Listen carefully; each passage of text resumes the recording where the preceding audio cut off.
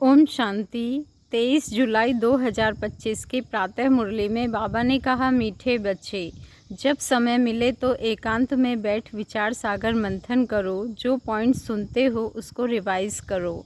मीठे बच्चे, जब समय मिले तो एकांत में बैठ विचार सागर मंथन करो। जो पॉइंट्स सुनते हो उसको रिवाइज करो।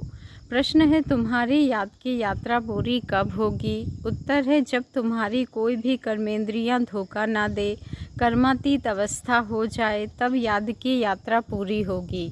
अभी तुमको पूरा पुरुषार्थ करना है, ना उम्मीद नहीं बनना है, सर्विस पर तत्पर रहना है। ओम शांति। मीठे मीठे बच्चे, आत्माभिमानी होकर बैठे हो। बच्चे समझते हैं आधा कल्प हम देह अभिमानी रहे हैं, अब देही अभिमानी हो रहने के लिए मेहनत करनी पड़ती है। बाबा कहते हैं, अब देही अभिमानी हो रहने के लिए मेहनत करनी पड़ती है। बाप आकर समझाते हैं, अपने को आत्मा समझकर बैठो, तभी बाप याद आएगा, नहीं तो भूल जाएंगे। याद नहीं करेंगे तो यात्रा कैसे कर सकेंगे? पाप कैसे कटेंगे? घाटा पड़ जाएगा। यह तो घड़ी घड़ी याद करो, यह है मुख्य बात।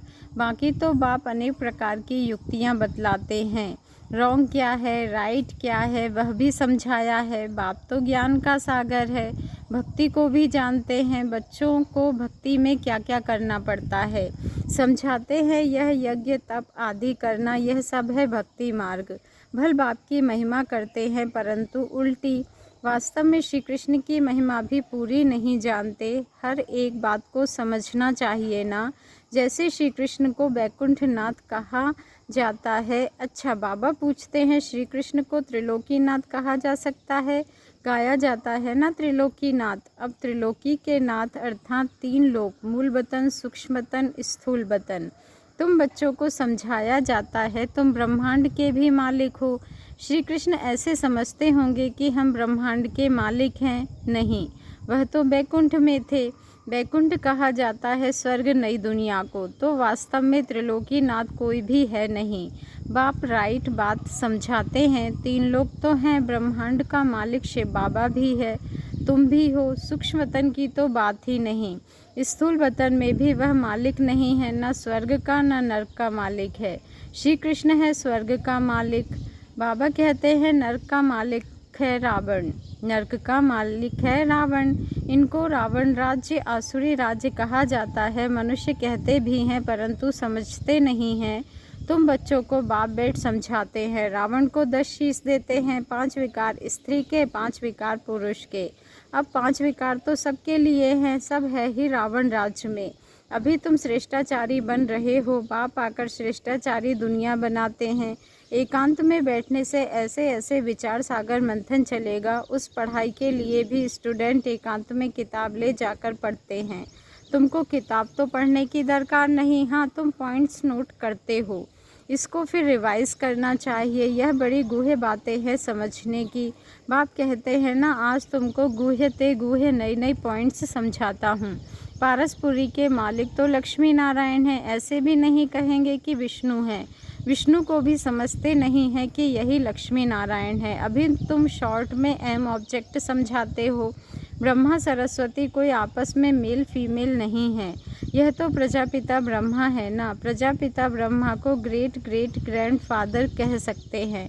शिव बाबा को सिर्फ बाबा ही कहेंगे, बाकी सब हैं ब्रदर्स। इतने सब ब्रह्मा के बच्चे हैं, सबको मालूम है हम भगवान के बच्चे ब्रदर्स हो गए, परंतु वह है निराकारी दुनिया में। अभी तुम ब्राह्मण बने हो। नई दुनिया सतयुग में, बाबा ने कहा, नई दुनिया सतयुग को कहा जाता है। इनका नाम फिर पुरुषोत्तम संगम युग रखा है। सतयुग में होते ही हैं पुरुषोत्तम। यह बड़ी वंडरफुल बातें हैं। तुम नई दुनिया के लिए तैयार हो रहे हो। इस संगम युग पर ही तुम पुरुषोत्तम बनते हो। कहते भी हैं हम लक्ष्मी नारायण बनेंगे। यह है सबसे उत्तम पुरुष, उन्हों को फिर देवता कहा जाता है। उत्तम से उत्तम नंबर 1 है लक्ष्मी नारायण। फिर नंबर वार तुम बच्चे बनेंगे। सूर्यवंशी घराने को उत्तम कहेंगे। नंबर 1 तो है ना, नंबर 1 तो है ना। आहिस्ते आहिस्ते कला कम होती है। अभी तुम बच्चे नई दुनिया का मुहूर्त करते हो। जैसे नया घर तैयार होता है तो बच्चे खुश होते हैं, मुहूर्त करते हैं। तुम बच्चे भी नई दुनिया को देख खुश होते हो, मुहूर्त करते हो। लिखा हुआ भी है, सोने के फूलों की वर्षा होती है। तुम बच्चों को कितना खुशी का पारा चढ़ना चाहिए। तुमको सुख और शांति दोनों मिलते हैं। दूसरा कोई नहीं जिसको इतना सुख और शांति मिले। दूसरे धर्म आते हैं तो द्वैत हो जाता है। तुम बच्चों को अपार खुशी है, हम पुरुषार्थ कर उच्च पद पाएं। ऐसे नहीं कि जो तकदीर में होगा सो मिलेगा। पास होने होंगे तो होंगे, नहीं, हर बात में पुरुषार्थ जरूर करना है। पुरुषार्थ नहीं पहुंचता है तो कह देते हैं जो नसीब में होगा। फिर पुरुषार्थ करना ही बंद हो जाता है। बाप कहते हैं तुम माताओं को कितना ऊंच बनाता हूँ। फीमेल का मान सब जगह है, विलायत में भी मान है। यहाँ बच्ची पैदा होती है तो उल्टा मंझा, उल्टी चारपाई कर देते हैं। दुनिया बिल्कुल ही डर्टी है। इस समय तुम बच्चे जानते हो भारत क्या था अब क्या है। मनुष्य भूल गए हैं, सिर्फ शांति शांति मांगते रहते हैं। विश्व में शांति चाहते हैं। तुम यह लक्ष्मी नारायण का चित्र दिखाओ। इन्हों का राज्य था तो पवित्रता सुख शांति भी थी। तुमको ऐसा राज्य चाहिए ना। मूल वतन में तो विश्व की शांति नहीं कहेंगे।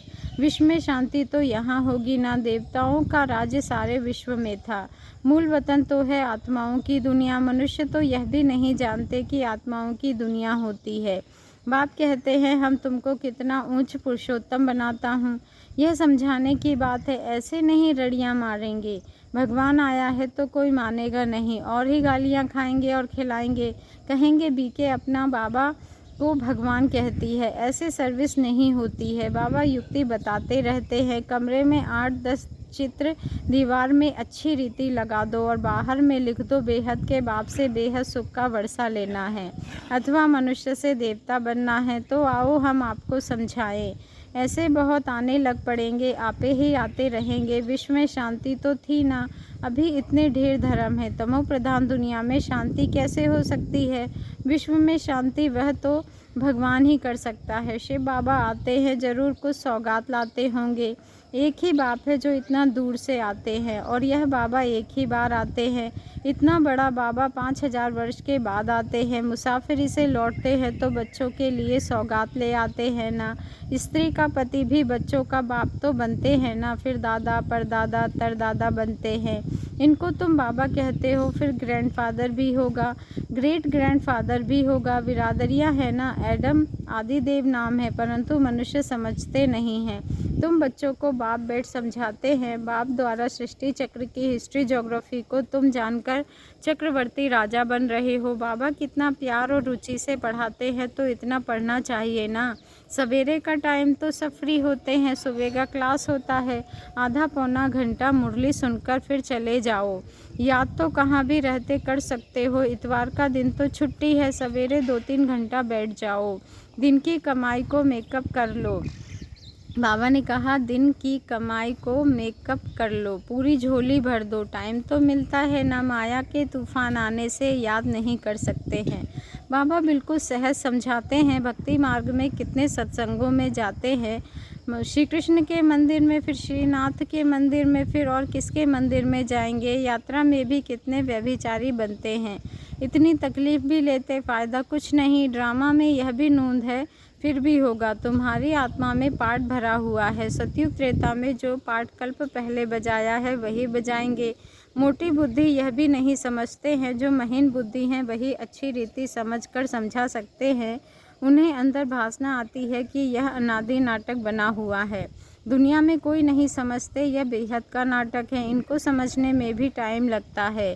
हर एक बार डिटेल में समझाकर फिर कहा जाता है मुख्य है याद की यात्रा।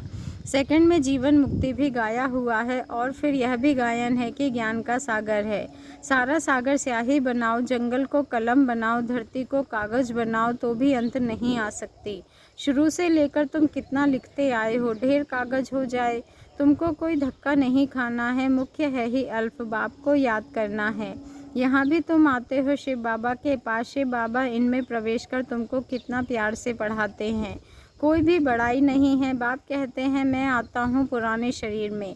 कैसे साधारण रीति शिव बाबा आकर पढ़ाते हैं। कोई अहंकार नहीं, बाप कहते हैं तुम मुझे कहते ही हो बाबा पतित दुनिया पतित शरीर में आओ, आकर हमको शिक्षा दो। सतयुग में नहीं बुलाते हो कि आकर हीरे जवाहरातों के महल में बैठो, भोजन आदि पाओ। शिव बाबा भोजन पाते ही नहीं, आगे बुलाते थे कि आकर भोजन खाओ। 36 प्रकार का भोजन खिलाते थे। यह फिर भी होगा। बाबा ने कहा यह भी चरित्र ही कहे। श्री कृष्ण के चरित्र क्या है? वह तो सतयुग का प्रिंस है, उनको पतित पावन नहीं कहा जाता। सतयुग में यह विश्व के मालिक कैसे बने हैं यह भी अभी तुम जानते हो। मनुष्य तो बिल्कुल घोर अंधियारे में है, अभी तुम घोर रोशनी में हो। बाप आकर रात को दिन बना देते हैं। आधा कल्प तुम राज्य करते हो तो कितनी खुशी होनी चाहिए। तुम्हारी याद की यात्रा पूरी तब होगी जब तुम्हारी कोई भी कर्मेंद्रियां धोखा ना दे, कर्मातीत अवस्था हो जाए, तब याद की यात्रा पूरी होगी। अभी पूरी नहीं हुई है, अभी तुमको पूरा वर्षा मिलेगा, अभी तुमको पूरा पुरुषार्थ करना है, ना उम्मीद नहीं बनना है। सर्विस और सर्विस। बाप भी आकर बूढ़े तन से सर्विस कर रहे हैं ना। बाप करण करावन हार है, बच्चों के लिए कितना फिक्र रहता है। यह बनाना है, मकान बनाना है। जैसे लौकिक बाप को हद के ख्यालात रहते हैं, वैसे पारलौकिक बाप को बेहद का ख्याल रहता है। तुम बच्चों को ही सर्विस करनी है। दिन प्रतिदिन बहुत सहज होता जाता है। जितना विनाश के नज़दीक आते जाएंगे उतना ताकत आती जाएगी। गाया हुआ भी है, भीष्म पितामह आदि को पिछाड़ी में तीर लगे। अभी तीर लग जाए तो बहुत हंगामा हो जाए, इतनी भीड़ हो जाए जो बात मत पूछो। कहते हैं ना माथा खुजलाने की फुर्सत नहीं, ऐसे कोई है नहीं, परंतु भीड़ हो जाती है तो फिर ऐसे कहा जाता है। जब इन्हों को तीर लग जाए तो फिर तुम्हारा प्रभाव निकलेगा। सब बच्चों को बाप का परिचय मिलना तो है। तुम 3 पैर पृथ्वी में भी यह अविनाशी हॉस्पिटल और गॉडली यूनिवर्सिटी खोल सकते हो। पैसा नहीं है तो भी हर्जा नहीं है, चित्र तुमको मिल जाएंगे। सर्विस में मान अपमान सुख दुख ठंडी सर्दी सब सहन करनी है। बाबा ने कहा सर्विस में मान अपमान दुख सुख ठंडी गर्मी सब सहन करनी है। किसको हीरे जैसा बनाना कम बात है क्या? बाप कभी थकता है क्या? तुम क्यों थकते हो? अच्छा, मीठे मीठे सिकी लधे बच्चों प्रति माता पिता बाप दादा का याद प्यार और गुड मॉर्निंग। रूहानी बाप की रूहानी बच्चों को नमस्ते और हम रूहानी बच्चों की रूहानी माता पिता बाप दादा को दिल से याद प्यार गुड मॉर्निंग और नमस्ते। शुक्रिया बाबा, शुक्रिया। धारणा के लिए मुख्य सार है। फर्स्ट पॉइंट है, सवेरे के समय आधा पौना घंटा बहुत प्यार व रुचि से पढ़ाई पढ़नी है। बाप की याद में रहना है। याद का ऐसा पुरुषार्थ हो जो सब कर्मेंद्रियां वश में हो जाए। सेकंड पॉइंट है, सर्विस में दुख सुख मान अपमान ठंडी गर्मी सबको सहन करना है। कभी भी सर्विस में थकना नहीं है। 3 पैर पृथ्वी में भी हॉस्पिटल कम यूनिवर्सिटी खोल हीरे जैसा बनाने की सेवा करनी है। आज का वरदान है, सच्चे आत्मिक स्नेह की अनुभूति कराने वाले मास्टर स्नेह के सागर भव। सच्चे आत्मिक स्नेह की अनुभूति कराने वाले मास्टर स्नेह के सागर भव। आज का स्वमान है, मैं मास्टर स्नेह की सागर आत्मा हूँ। जैसे सागर के किनारे जाते हैं तो शीतलता का अनुभव होता है, ऐसे आप बच्चे मास्टर स्नेह के सागर बनो तो जो भी आत्मा आपके सामने आए वो अनुभव करे कि स्नेह के मास्टर सागर की लहरें स्नेह की अनुभूति करा रही है। क्योंकि आज की दुनिया सच्चे आत्मिक स्नेह की भूखी है। स्वार्थी स्नेह देख देख उस स्नेह से दिल उपराम हो गई है। इसलिए आत्मिक स्नेह की थोड़ी सी घड़ियों की अनुभूति को भी जीवन का सहारा समझेंगे। स्लोगन है, ज्ञान धन से भरपूर रहो तो स्थूल धन की प्राप्ति स्वतः होती रहेगी। ज्ञान धन से भरपूर रहो तो स्थूल धन की प्राप्ति स्वतः होती रहेगी। आज का अव्यक्त इशारा है, संकल्पों की शक्ति जमा कर श्रेष्ठ सेवा के निमित्त बनो। संकल्पों की शक्ति को जमा कर श्रेष्ठ सेवा के निमित्त बनो। जैसे सतयुगी सृष्टि के लिए कहते हैं एक राज एक धर्म है, ऐसे ही अब स्वराज्य में भी एक राज अर्थात स्वयं के इशारे पर सभी चलने वाले हो। मन अपनी मनमत न चलावे, बुद्धि अपनी निर्णय शक्ति की हलचल ना करे, संस्कार आत्मा को नाच नचाने वाले ना हो, तब कहेंगे एक धर्म एक राज्य। तो ऐसी कंट्रोलिंग पावर धारण कर लो, यही बेहद सेवा का साधन है। बाबा ने कहा यही बेहद सेवा का साधन है। अच्छा, ओम शांति। शुक्रिया बाबा, शुक्रिया।